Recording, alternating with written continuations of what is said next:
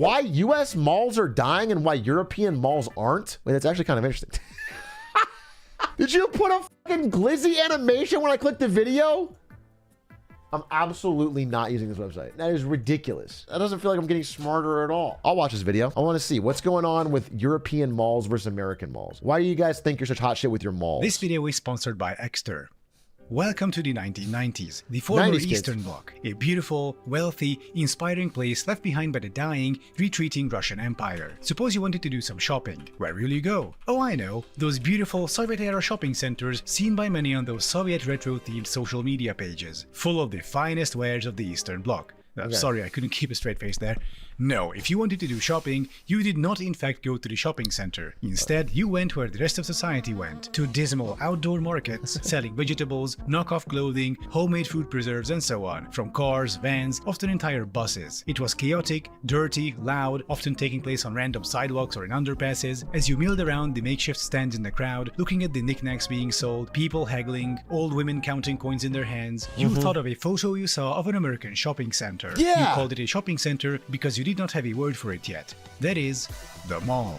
Beautiful, clean, air-conditioned, full of Western stores and their wares, fast food restaurants like McDonald's and others you've never even heard about. People strolling around. Cultural victory! Everyone over the Greery Dre black and white world went to their shitty shopping experience and they wished they were in a 1980s American mall, dude. That is what it's about. Cultural victory. And I'm very, very, very sure that we will never let that lead slip from our grasp. That the incredible, monumental economic, political, and social lead that the United States has at this point will never be squandered with stupidity and waste. Let's watch ahead and find out. Surely all of them are drinking Coca-Cola and Pepsi Cola too, not this piss water they sell around here. Palm trees, fountains, colorful lights. Yeah. You're pretty sure there is American rock music playing in the background too. You don't know, it was a photograph. Your thoughts are interrupted as you look down and realize you've stepped into shit, and an old lady is yelling at you to move from her stand if you ain't buying anything.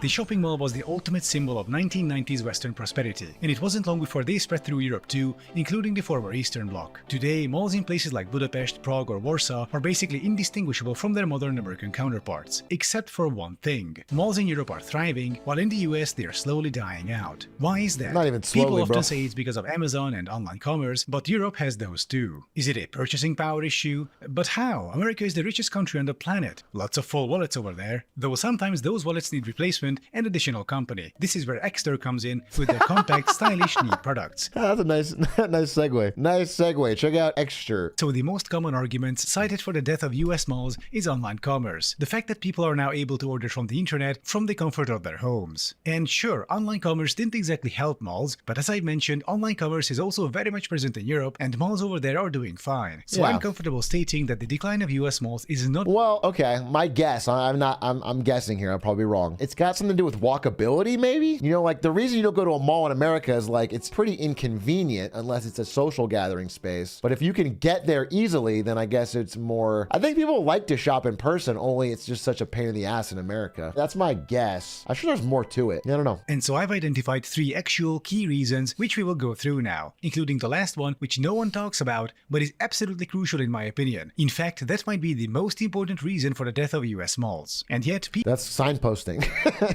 Now I have to watch to the end, bro. I can't possibly quit early or I'm not going to know what the secret nobody talks about reason 3 is. I got seem to ignore signposted. it. So let's go through the reasons.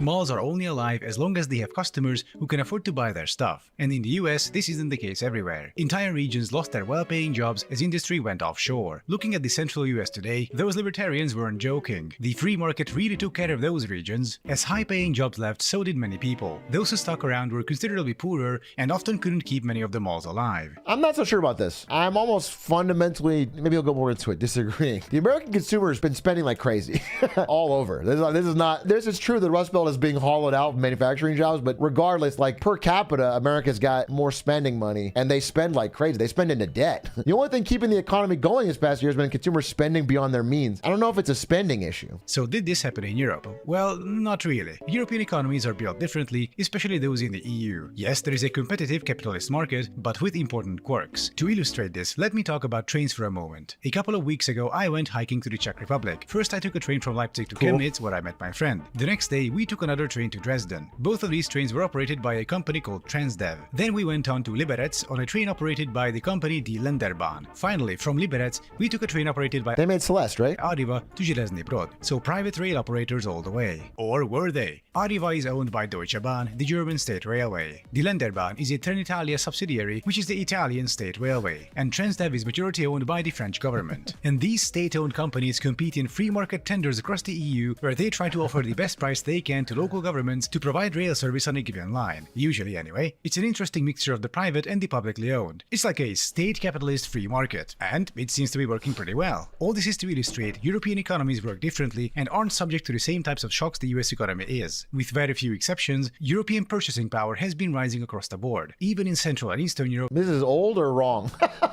There are subsections of the same shocks, and they're experiencing the shocks right now. Bro, try telling that to a German right now, bro. They're like having an industrial recession. Listen, I get it. I'm very critical of America on a lot of things, but it's not some magic place where...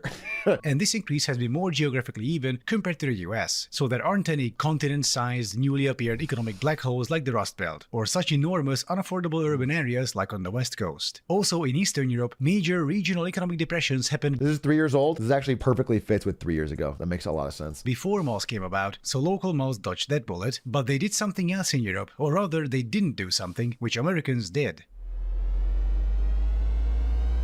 This is interesting. American malls are exotic in the sense that there are so many of them. Copious amounts of commercial space was built out in the form of enclosed malls, outdoor malls, power centers, lifestyle centers, and so on. Consequently, there is a lot more commercial space per capita than in Europe. A lot more. Like 10 times more than Germany, for example. That makes a lot of sense. In German cities where there is an oversupply, like Chemnitz, the city I've recently talked about, you get the same mall deaths. But Chemnitz is an exception because those malls... Okay, this seems like way more likely to be a real reason.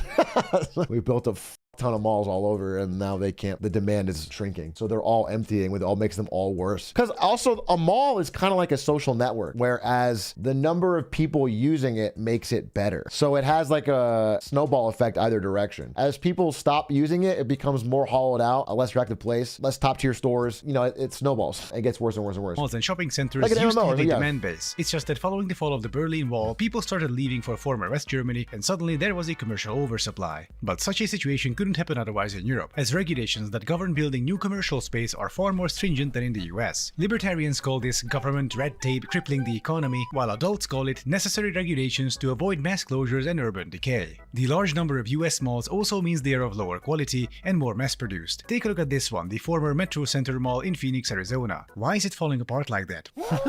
What material did they use? Cardboard? If any country builds that many malls... Bro, did I tell you there was a group? It's kind of like an unheard of Big Short. Forget the name of the group, I'm sorry. Some financial group, smaller group. They made a massive bet against American malls in like late 2019.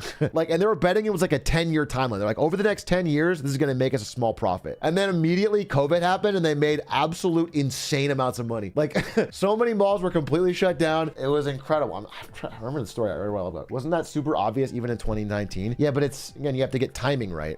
And you have to get speed and you have to get, anyway, it was lucky for them. It was probably a safe, small, tidy profit bet before, and then it became a massive profit bet. It is inevitable that many of them will end up cheap and mass-produced, both inside and outside, both architecturally and in terms of what they offer. And the mass-produced, standardized, consumerist bullshit just isn't something people look for nowadays. Compare the Metro Center Mall to, say, Palladium in the center of Prague. Woo! This is the facade of the mall. That's a real historical building into which they integrated the whole thing, and it continues on behind. It's a well-made building, and the interior is also high. I think what he's saying is we should turn the White House into a mall. And I gotta say, I agree. I feel like any of our big buildings in America, we need to convert into beautiful, luxurious malls where we could shop. That would be sick. It's actually right across an old Soviet-era shopping center too, so that's a neat callback to the start of the video. But Palladium is a positive example in something else as well. Imagine doing a secondary Jan 6th, but instead of like caring about politics, you just want a McDonald's. in the White House. Let's invade the Capitol to like add more stuff to buy. That's something we could all get behind. I think that'd be sick. The third reason why US malls are dying, namely,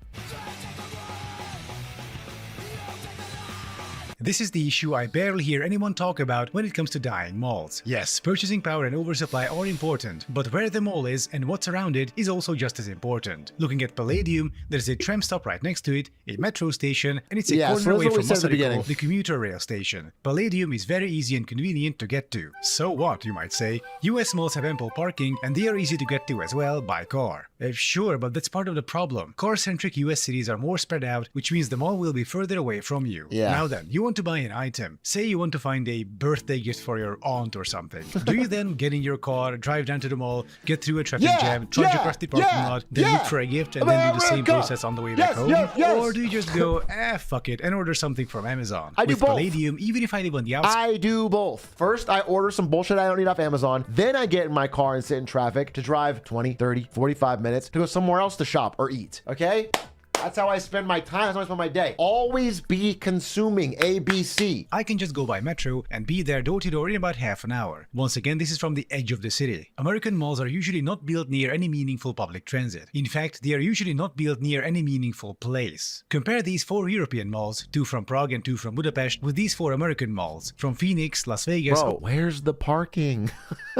I'm sorry, Europe, but where is it, bro? Where am I gonna fucking park? Goofy, dude. I think they should honestly just like, I hate to say it, but like level a country and turn it into Europe's parking lot. The reason why Amazon and similar online commerce platforms cannot compete with the first group but can threaten the second group is because malls in the first group are integrated into the city. The surrounding environment isn't just a parking lot. There are things to do and see, and you can end up in those malls even completely organically, as in unplanned, as part of you walking around downtown. With the second group, you have to make a conscious effort to go there. Nobody will trudge through a kilometer of parking lots on foot. The GPS won't take you there spontaneously. You have to make the decision at home to go there and then make the effort. Then companies like Amazon come along and say, hey buddy, we can save you all that effort. And so the malls are dying. Malls, hell, all commerce, has to be an organic part of towns and cities. People should be able to get to them by means other than a car, and conveniently. Such integrated commercial spaces are far more resilient. If your commercial spaces aren't resilient, if you just plop a big box outside the town, don't be surprised when it goes bust in a few years.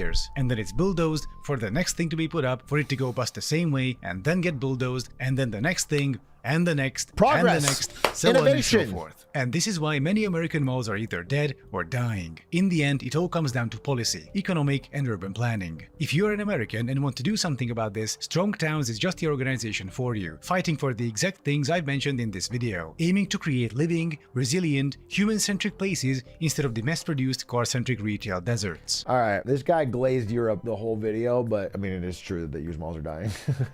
Agree. I do think, I mean, everyone wants more livable, walkable cities, bro. But we're not going to get that in real life. We're going to get that in the metaverse, okay? Think. We're moving ahead. Speed of light over here. I mean, unironically, joking aside, anytime I travel to a non-American city with amazing public transport, I always get mad.